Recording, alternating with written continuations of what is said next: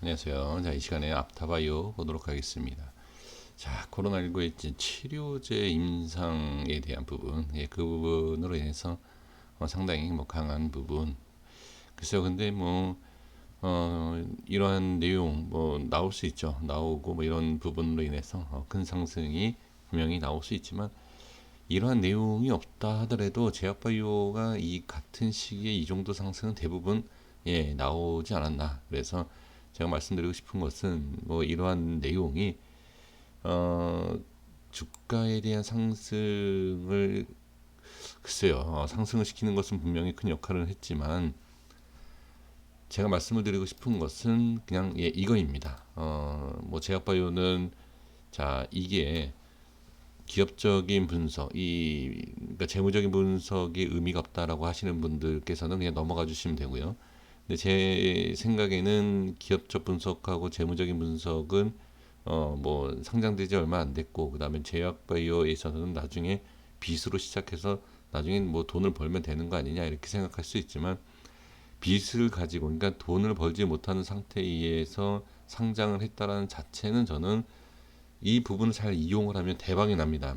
그건 맞아요. 대박이 나는 부분이지만 그건 투자라기보다도 어떻게 보면 약간 투기성이 생길 수 있는 그래서 너무 제 이기적인 개인적인 내용이긴 하지만 이러한 종목은 될 수 있으면은 큰 수익을 나더라도요. 큰 수익을 본다 하더라도 안 하시는 게 일단 좋다. 네, 그렇게 말씀을 드리고 싶습니다. 그래서 제가 이 부분을 자 여기에서 분명히 말씀을 드린 것처럼 여기에서는 제약바이오가 최소한 이 정도 상승은 다 나왔다. 그러니까 다시 한번 말씀을 드려본다라고 하면 이 상승이 나왔기 때문에 다른 좀 재무가 괜찮은 종목들도 더 많은 수익 상승도 나올 수 있다라는 겁니다. 그래서 분명히 저는 그래요. 이 자리도 좋고 다 좋습니다. 다 좋지만 그래도 우리가 매매하는 거에 있어서는 그냥 재무적인 부분을 그냥 보시면서 좀 습관화하는 것이 좋지 않을까. 그냥 개인적인 말씀 한번 드려보고요.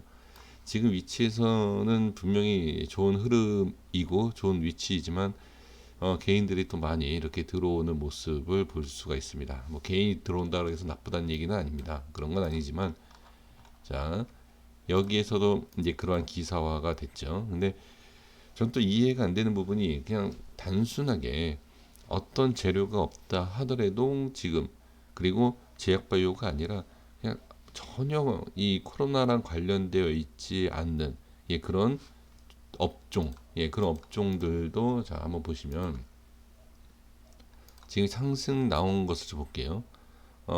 지금 한 130%, 적은 상승률은 아닙니다. 적은 상승률은 아니지만 지금 저점에서예요. 저점에서. 그러니까 저점에서이지 그냥 기존에 있었던 위치에서 본다라고 하면 큰 상승은 아니다라는 거죠. 그래서 다른 업종들도 지금 이만큼이 아니어도 80에서 90%또 아니면 200% 이상 나온 종목들도 있지 않습니까?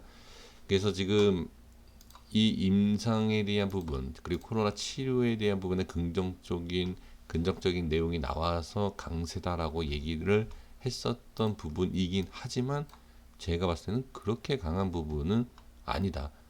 그리고 나서 만약에 우리가 재료를 가지고서는 매매를 하신다라고 하면 재료가 나왔기 때문에 더 좋은 내용이 아니면 안 가는 거지 않습니까? 그죠? 그러니까 재료를 갖고 매매하시는 분들, 기업을 가지고서는 그러니까 기업적인 분석을 가지고서는 자 매매하시는 분들은 당연히 자리가 아무리 좋아도 매매하면 안 됩니다. 그냥 딱 봤을 때 그냥 끝난 거 아닙니까? 그렇죠?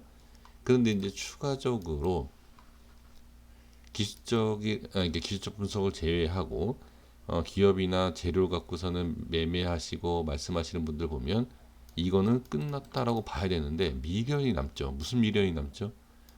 기업적 그런 재료 얘기를 하고 나서 이제 아마 그래도 이러한 자리가 밀리지 않기 때문에 어떻게 홀딩할 수 있다. 그러니까 결론적으로는 기술적으로 가야 된다는 얘기죠.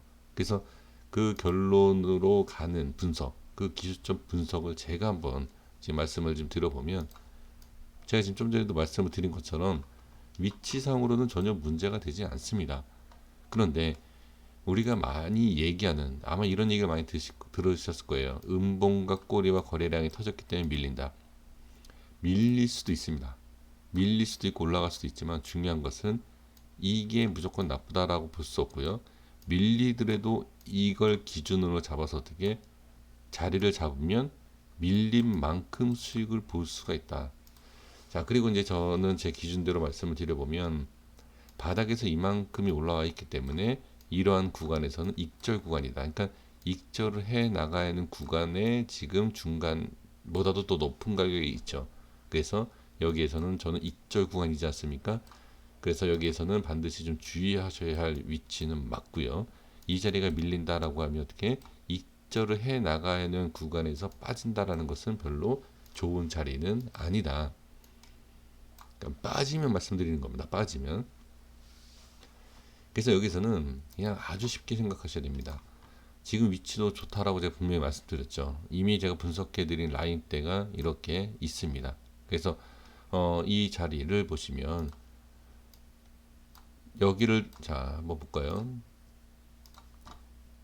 자, 여기 바닥권에서 한번 몇 프로 빠졌는지 한번 보겠습니다. 저도 보진 않았는데 지금 자 47%, 그죠?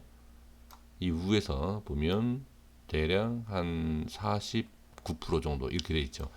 그러니까 이 제가 보는 기술적인 위치에서 반등이 나온 것은 맞습니다만 지금 여기에서 자 올라가고 그리고 나서 여기에서 계속 저항이 생기는 걸 보고요. 그 다음에 저항들을 어떻게 갭으로 띄우지 않습니까? 갭으로 띄우고 여기를 어떻게 지지해주면서 슈팅이 나왔지만 여기에 대한 저항이 생기는 거죠. 만약에 돌파가 나왔다라고 하면 이 자리인데 지금 여기에 있어서 딱 중간을 볼 수 있어요. 여기와 여기. 그렇죠?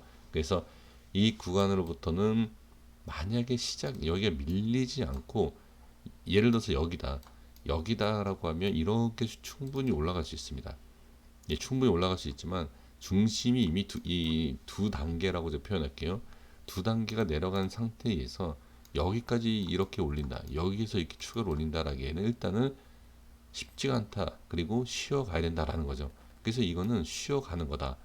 근데 상승을 하기 위해서 쉬어가는 건지 아닌지를 어떻게 지금 이 자리를 제가 따로 가격을 설정할 필요는 없을 것 같습니다. 이미 해드린 게 있어서. 그래서 이 부분만 체크를 하고 확인만 하고 예, 정리를 하겠습니다. 그래서 이 부분에 있어서 지금 자리를 잘 지지해주고 있다. 그래서 제가 괜찮다라고 말씀을 드리는 거고요. 여기서 밀린다라고 하면 한 5% 정도는 밀릴 수 있죠. 밀릴 수 있고 이 5%에 대한 부분을 견뎌내실 수 있느냐, 그리고 여기에서 더 밀리면 바로 칼같이 손절을 할 수 있으시냐, 이거를 판단을 해주시는 것이 가장 좋을 것 같습니다. 주봉을 보도록 하겠습니다. 자, 주봉도 제가 다 분석을 해드린 내용입니다. 자, 보겠습니다. 주봉에서도 이 자리를 이렇게 밀고 나서 보시면 여기에 대한 이 부분, 여기를 저항이 생기지 않습니까? 그쵸? 저항이 생기고 시가를 보시면 이 밑에일 거예요. 그쵸? 제가 이제 19,700원짜리였는데 시가를 보시면 19,600원, 한 100원 정도 차이가 나죠. 그리고 저가, 자 19,350원에 대한 밀림이 있었다가 바로 돌파하는 자리. 그러면 19,700원이 매수 타점이 될 수도 있다. 그리고 여기는 지지해야 된다라는 거죠. 여기에서 상승이 나오면서 어떻게 이 자리를 이렇게 순차적으로 이렇게 뚫고 올라가는 걸 볼 수가 있죠. 그럼 여기에서 아까 일봉에서도 말씀드렸지만 이미 여기에서는 익절 구간이다 라는 것을 확인할 수가 있습니다. 그리고 나서 지금 밀린 상태에서 자 일단 여기를 지지해주고 있는 모습입니다. 그러면 여기서 바로 이제 큰 그림으로 결론을 내릴 수가 있습니다. 그러니까 큰 그림은 어떻게 보면 월봉과 뭐 연차트를 보면서 말씀을 드릴 수 있지만 단기적인 부분으로 이제 보셔야 되기 때문에 지금 주봉과 일봉상에서 본다라고 하면 지금 자리는 어떻게 지금 지지가 되고 있다. 그쵸? 지지가 되고 있기 때문에 지금은 혹시 보유다라고 하면 당연히 홀딩을 할 수가 있습니다. 홀딩을 할 수 있고 또는 자 매수에 대한 생각이 있으시다라고 하면 아까도 말씀드렸지만 좀 뭐 빠질수록 더 좋죠. 그러니까 빠질수록 좋다라는 게 뭐 이 맥점 자리를 벗어나서 이 자리가 좋다라는 게 아니라 중요한 자리에 지금 안착하고 있는 모습을 보시면서 여기에 대한 만약에 지금 여기처럼 이렇게 꼬리를 달고 올라가는 것처럼 여기 최저점이지 않습니까? 이런 것처럼 여기를 정확하게 잡을 수 있으면 얼마나 좋겠습니까? 하지만 그것이 아니기 때문에 빠지면 빠질수록 위치는 가격적인 메리트는 분명히 있지만 어떻게 너무 빠지면 이거는 하락하는 추세로 가는 거기 때문에 그렇게 좋지가 않다. 그래서 매수에 대한 부분과 그 다음에 손절에 대한 부분은 그냥 최근 자리, 지금 자리죠. 지금의 모습을 보시면서 매수 매도를 생각을 하셔도 저는 괜찮다. 그리고 매수를 하고 싶다라고 하시다 하더라도 빠진다. 나중에 올라올 때 이렇게 한번 확인을 하시는 게 어떨까. 그리고 반드시 확인해 주셔야 될 게 뭐냐면 지금 아까도 말씀드렸지만 이걸 보셔야 돼요. 이것 때문에 빠진다가 아닙니다. 이것 때문에 빠지는 게 아니라 이런 모습을 보면 이게 없다라고 하면 그냥 빠지면 빠질 수 있겠다라고 생각할 수도 있겠지만 이게 있지 않습니까? 이런 모습이 있으면 빠지는 게 더 좋고요.